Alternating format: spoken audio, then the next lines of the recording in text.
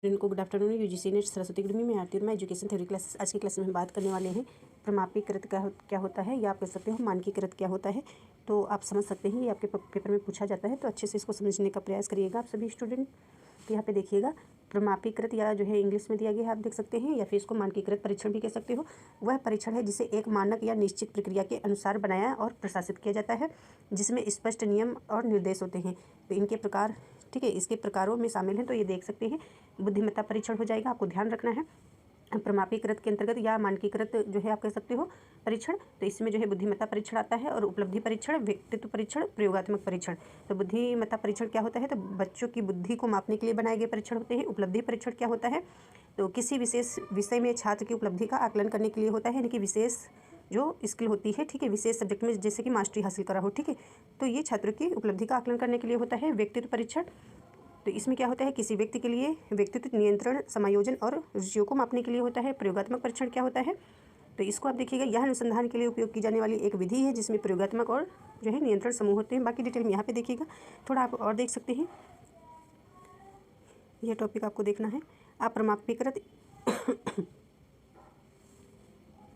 यहाँ पे देखिएगा, अप्रमापीकृत उपकरण या जो है परीक्षण कह सकते हो, या इसको जो है गैर अमानकीकृत परीक्षण कह सकते हो, ठीक है। तो यहाँ से समझ सकते हो, प्रमापीकृत उपकरण वे हैं, यानी कि परीक्षण वे हैं जो एक विशिष्ट स्थिति, व्यक्ति या स्थानीय पाठ्यक्रम की जरूरतों के अनुसार शिक्षकों या व्यक्तियों द्वारा स्वयं बनाए जाते हैं। ध्यान रखना है आपको, जो अप्रमापीकृत होता है, ठीक है, या अमानकीकृत परीक्षण जो होता है, तो ये किस प्रकार का होता है, विशिष्ट स्थिति, व्यक्ति या स्थानीय पाठ्यक्रम की जरूरतों के अनुसार शिक्षकों या व्यक्तियों द्वारा स्वयं बनाए जाते हैं।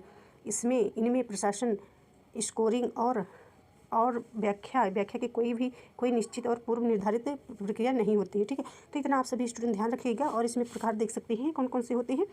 तो शिक्षक निर्मित जो है परीक्षण होता है, व्यक्तिगत साक्षात्कार होता है परीक्षण, ठीक है, अवलोकन होता है, प्रश्नावली होता है, केस स्टडी होता है।